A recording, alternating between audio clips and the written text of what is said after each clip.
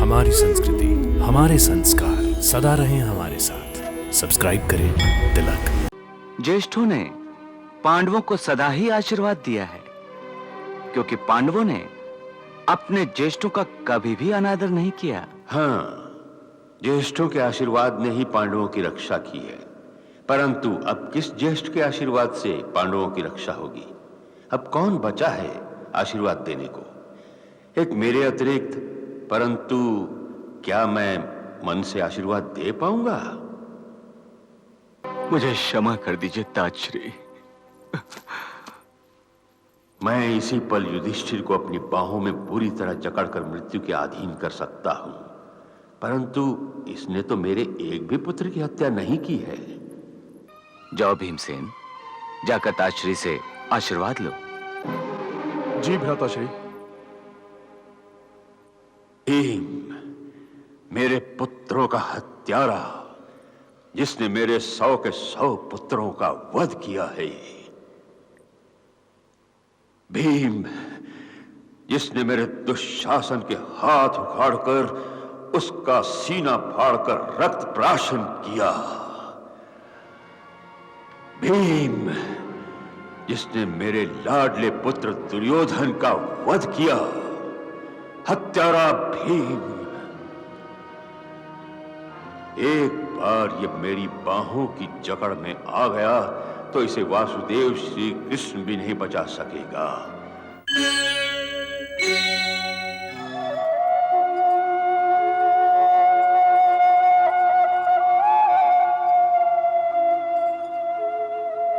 क्या यही मेरे पुत्र दुर्योधन का शिविर है? हाँ महाराज।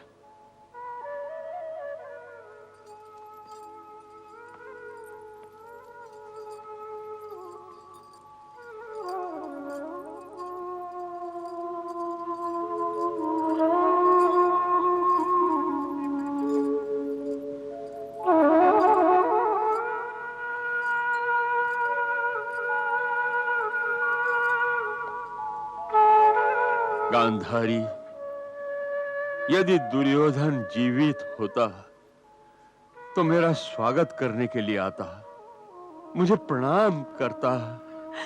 महाराज, ऐसी भावुकता मत दिखाइए कि मैं सहन ना कर सकूं और मेरी आंखों से फिर आंसू बहने लगे। गांधारी, इन चीजों से मुझे दुर्योधन के शरीर की बू आ रही है। गांधारी, गांधारी, मुझे ऐसा लग रहा है कि किसी भी पल दुर्योधन यहां आएगा और मुझे देखकर कहेगा, प्रणाम ताजश्री। दुर्योधन। दुर्योधन? नहीं ताजश्री, मैं ज्येष्ठ पांडुपुत्र युधिष्ठिर।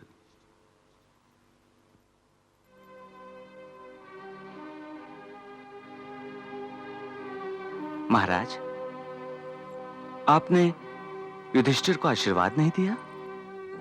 वासुदेव, तुम्हारी छत्र छाया के होते हुए पांडवों को अन्य किसी के आशीर्वाद की आवश्यकता नहीं है। नहीं महारानी, मेरे नहीं, ज्येष्ठों के आशीर्वाद ने पांडवों की सुरक्षा की है। ज्येष्ठों ने पांडवों को सदा ही आशीर्वाद दिया है, क्योंकि पांडवों ने अपने ज्येष्ठों का कभी भी अनादर नहीं किया। हाँ, ज्येष्ठों के आशीर्वाद ने ही पांडवों की रक्षा की है, परंतु अब किस ज्येष्ठ के आशीर्वाद से पांडवों की रक्षा होगी? अब कौन बचा है आशीर्वाद देने को? एक मेरे अतिरिक्त, परंतु क्या मैं मन से आशीर्वाद दे पाऊंगा?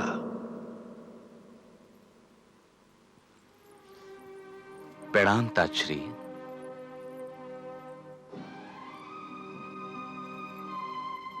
ताजश्री प्रणाम।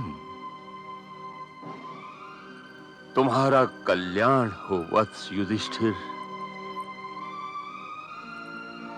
आओ, मेरे सीने से लग जाओ। मेरे अंदर जो शोक की आग भड़की है उसे शांत कर दो। आओ, आओ वत्स, आओ।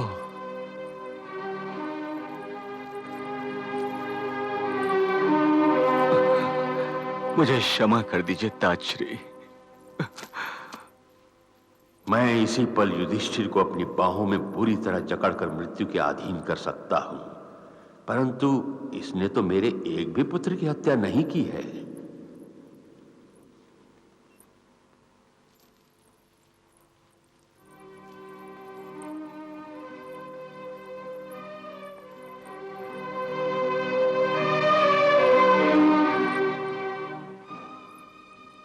जाओ भीमसेन, जाकर ताजश्री से आशीर्वाद लो।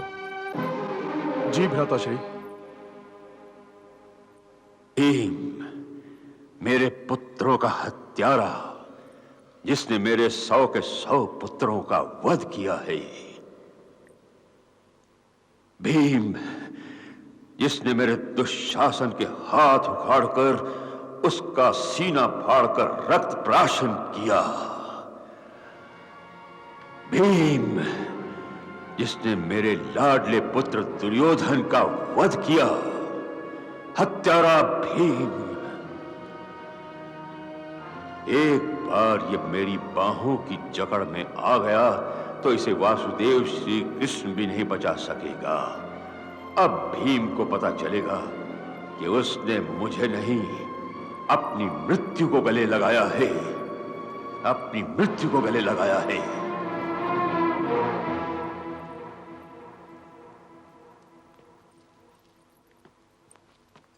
प्रणाम ताजश्री। विजयी हो। अपने ताजश्री के गले लग जाओ भीम।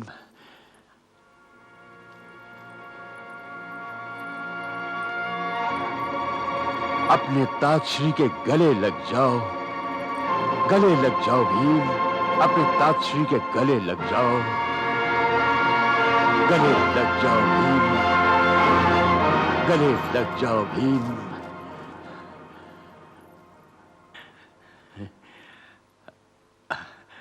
अपने ताजश्री के गले लग जाओ भीम। अपने ताजश्री के गले लग जाओ। आओ वत्स। ताजश्री, ताजश्री मैं आप ही के सामने हूं। अपने ताजश्री के गले लग जाओ भीम।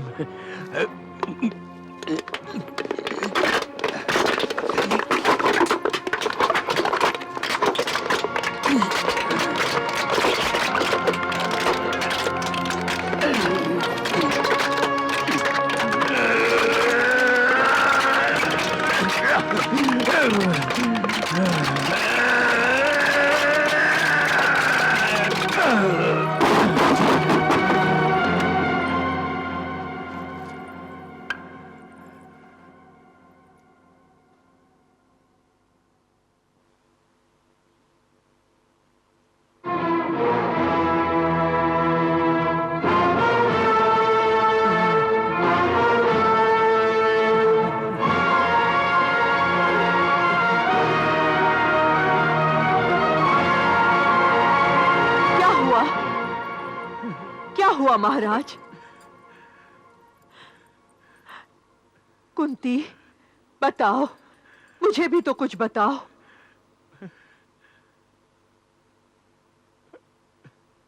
मैं बताता हूं गांधारी। आप महाराज? मैंने क्रोध के आवेश में भीम को मार डाला। क्या?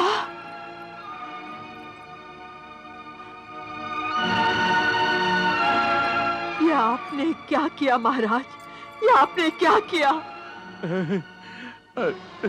प्रतिशोध की आग में कुरुकुल का सर्वनाश हो चुका है, फिर भी आप प्रतिशोध की आग में अब तक जल रहे हैं। और आज आप भी अश्वत्थामा की भांति विनाश के रास्ते पर आगे बढ़ रहे हैं। मुझे क्षमा कर दो गांधारी, मुझे क्षमा कर दो। मैं क्या करता? अपने मन में उठे हुए प्रतिशोध के शोलों को मैं दबा नहीं सका और मैंने भीम का अंत कर दिया।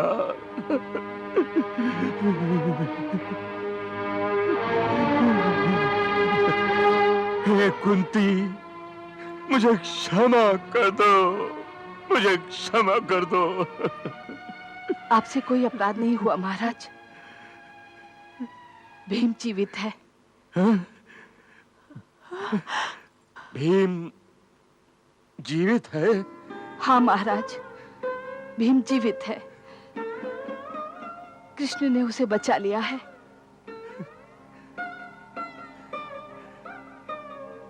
क्या सचमुच भीम जीवित है वासुदेव? हाँ महाराज, भीम जीवित है। फिर वो कौन था जिसे मैंने अपने बाहुबल से चकनाचूर कर दिया?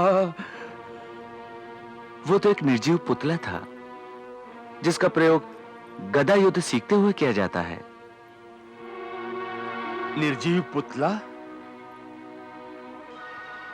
हाँ महाराज, मैंने आपके मन में उबलते हुए प्रतिशोध के विचारों को भांपकर भीम भैया को रोककर पुतले को आगे कर दिया था।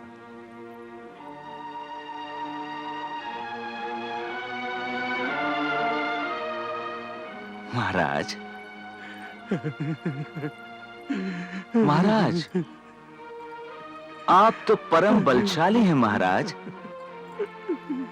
मृत्यु के पंजों की जकड़ से प्राणी छूट सकता है, परंतु आपकी बाहों का बंदी कभी नहीं छूट सकता। महाराज, आपने तो भीम भैया के लोहे के पुतले को तोड़ कर रख दिया।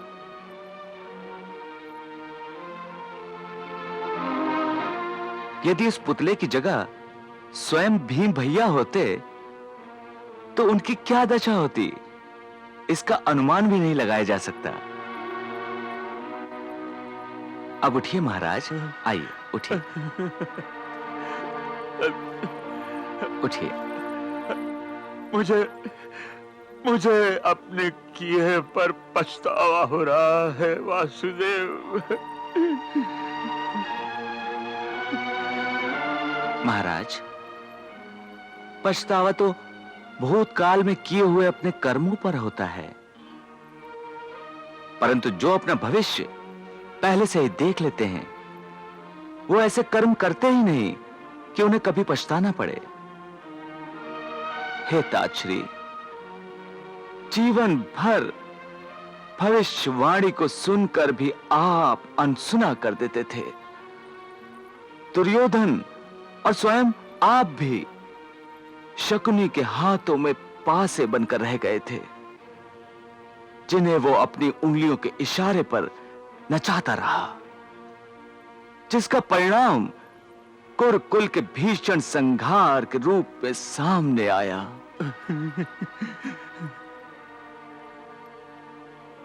हे महाराज, जिस समाज में ज्येष्ठों के सामने कनिष्ठों से कुल वधु का अपमान करने का दुस्साहस किया जाए, वो समाज अपनी मृत्यु को निमंत्रण देता है। और जिसने अपराध किया उसने मृत्यु के रूप में उसका दंड भी भोगा। इसलिए हे ताजश्री, इस युद्ध में मरने वालों का आप शोक मत कीजिए, भले ही वो आपके पुत्र क्यों न हो। उन्हें तो मरना ही चाहिए था, नहीं तो वो समस्त समाज को दूषित कर देते।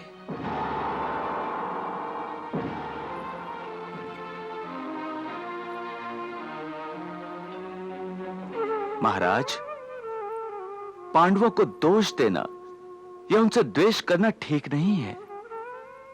इस महायुद्ध में पांडवों ने भी बहुत कुछ खोया है, परंतु अब वो अपने पिताश्री को खोना नहीं चाहते। हाँ ताजश्री, आज भी आप पांडवों के ताजश्री ही हैं।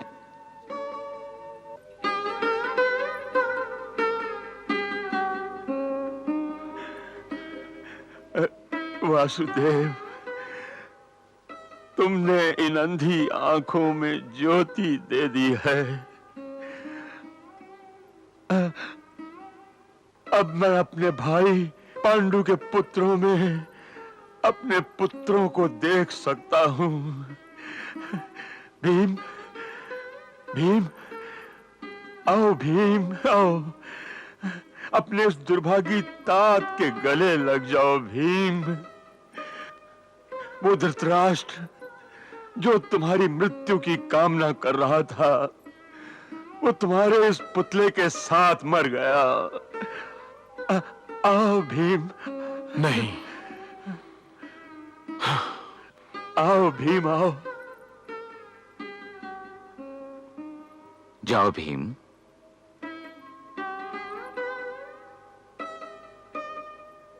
जाओ वत्स। हाँ।